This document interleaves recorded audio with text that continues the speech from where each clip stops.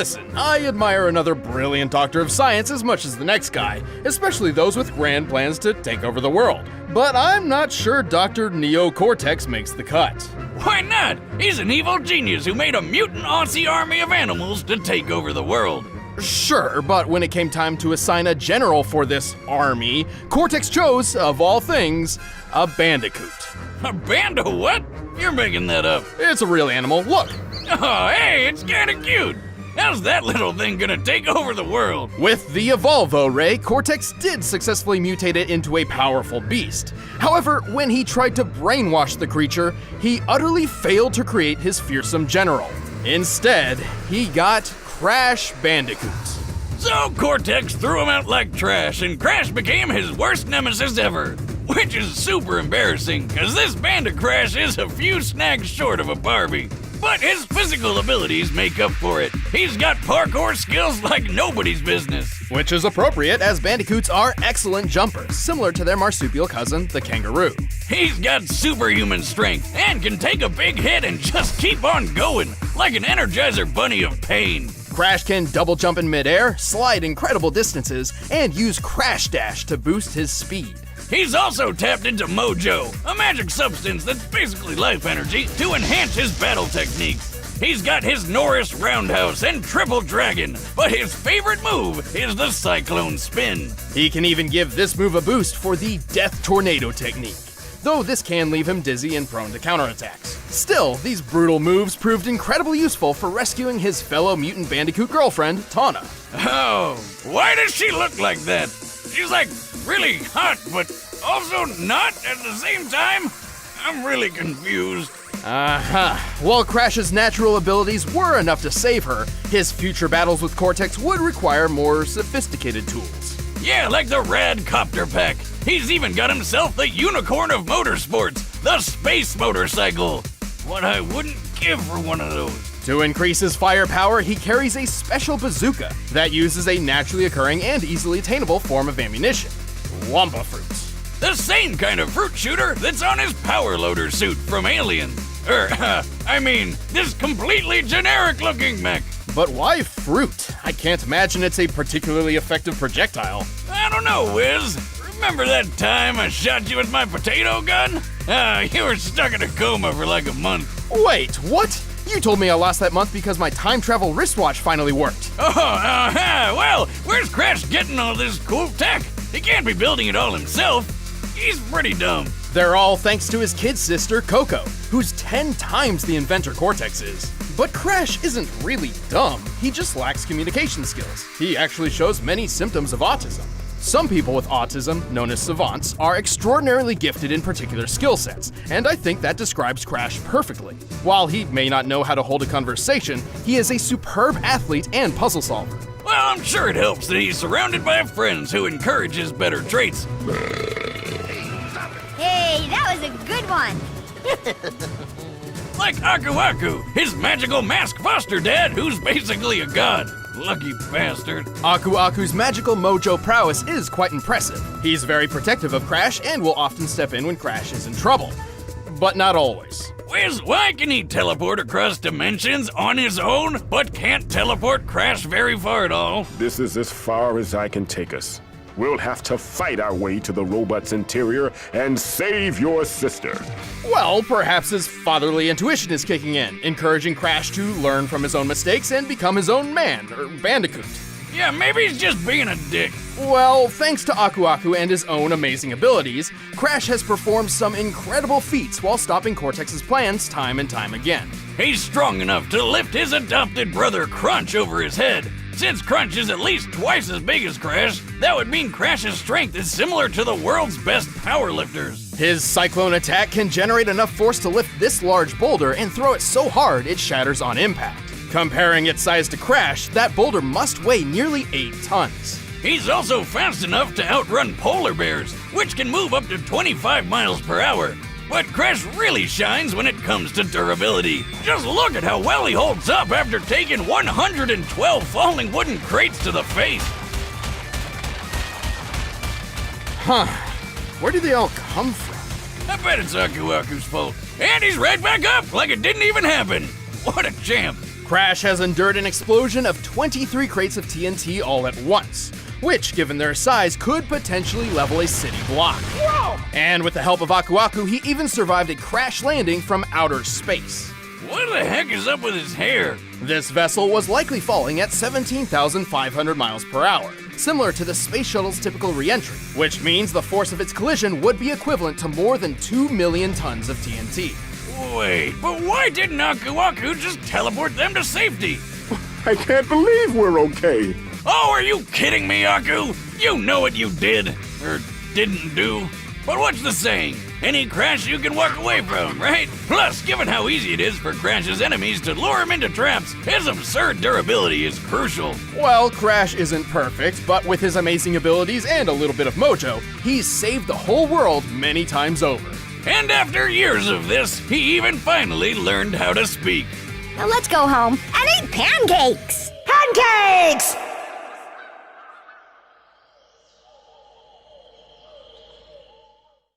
Wait, that's it?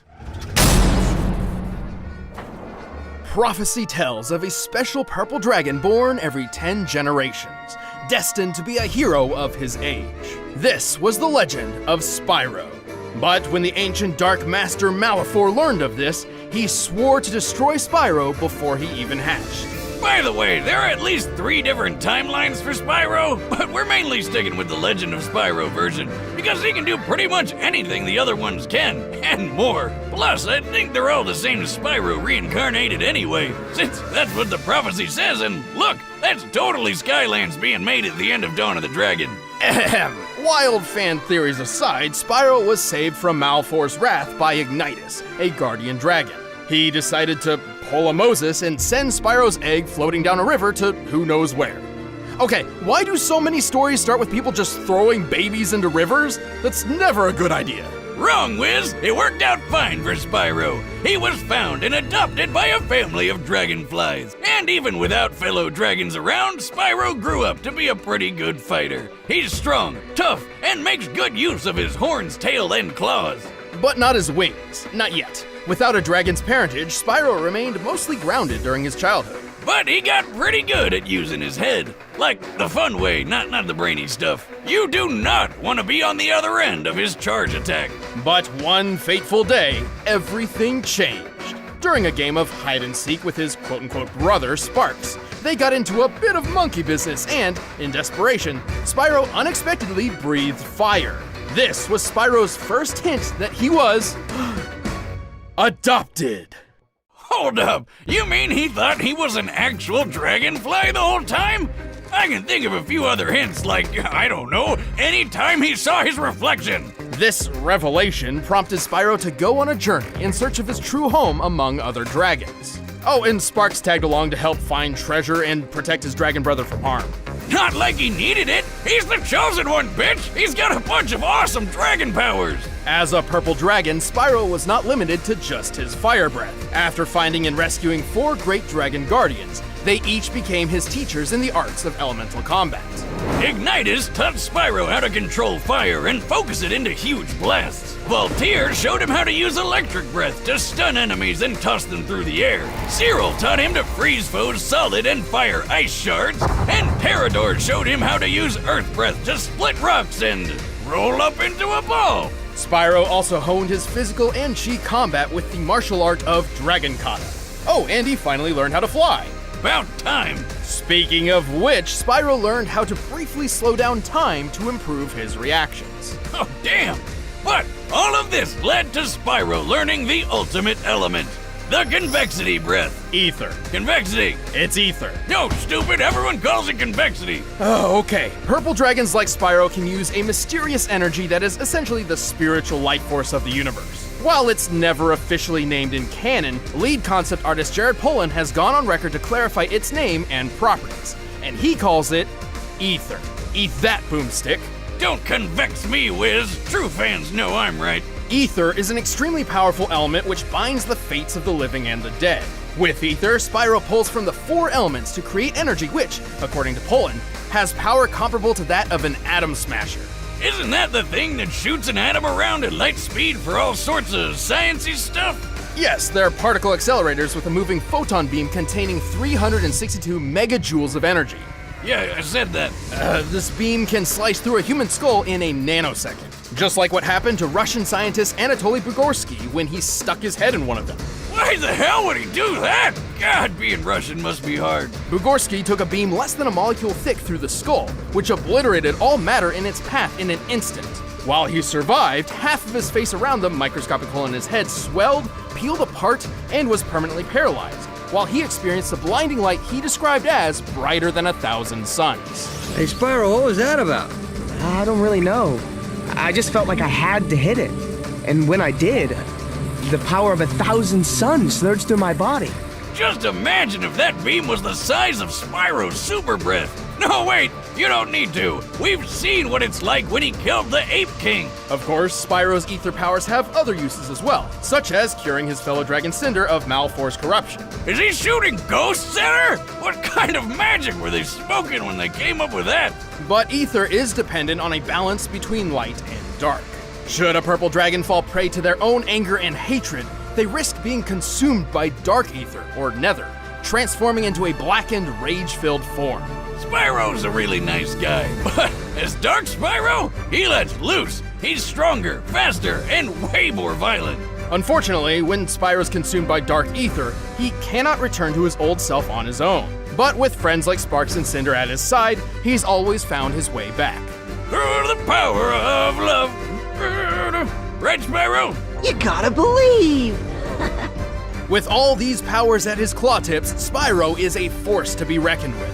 He's pretty quick, outracing biplanes that can fly over 159 miles per hour. He's pushed a gold statue about twice his size, and he's pretty tough, claiming his scales are impenetrable. So I'm electricity-proof too? I knew my scales were impenetrable, but now this? A bold claim, but let's look at the facts. Spyro once took a punch from this massive magma golem, which then lost its arm and replaced it with a cathedral tower. This cathedral is very similar in size to St. Stephen's Basilica, a Roman Catholic church in Budapest, Hungary. By taking the height, length, and depth of the basilica and adjusting for empty space, we can estimate the arm's mass to weigh over 400,000 tons. Assuming a low-end punching speed of 15 miles per hour, that of the average humans, the golem must have hit with at least 1.9 million tons of force.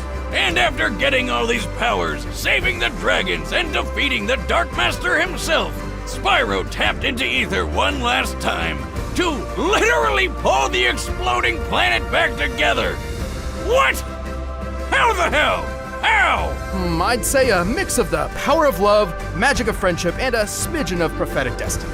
Wiz, I want a pet dragon more than anything. It's a sad sight, Sparks. Another noble warrior falls victim to the plague of love. Just look away.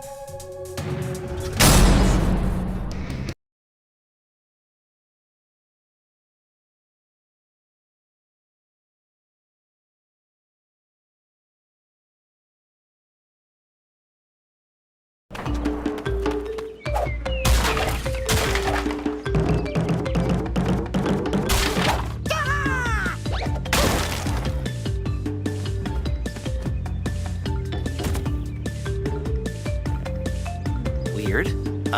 What are you doing?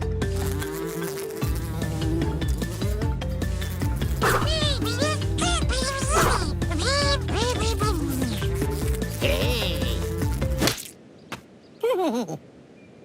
Sparks! No!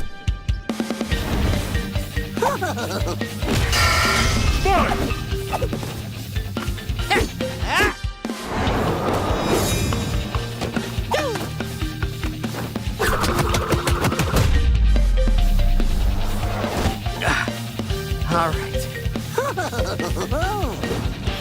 You asked for it!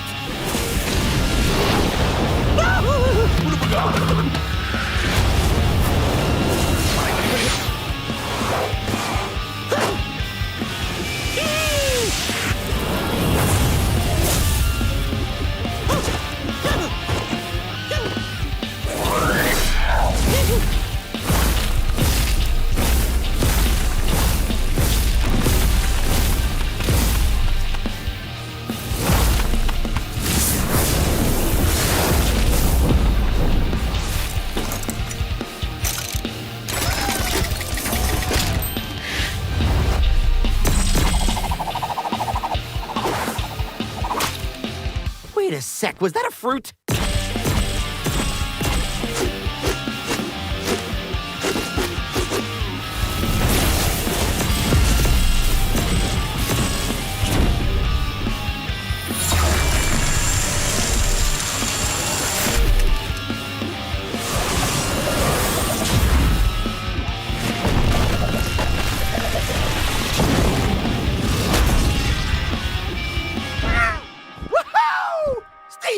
Right?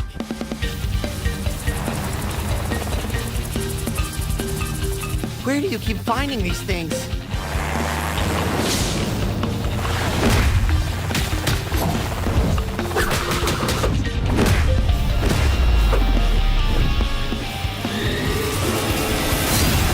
I'm done with this!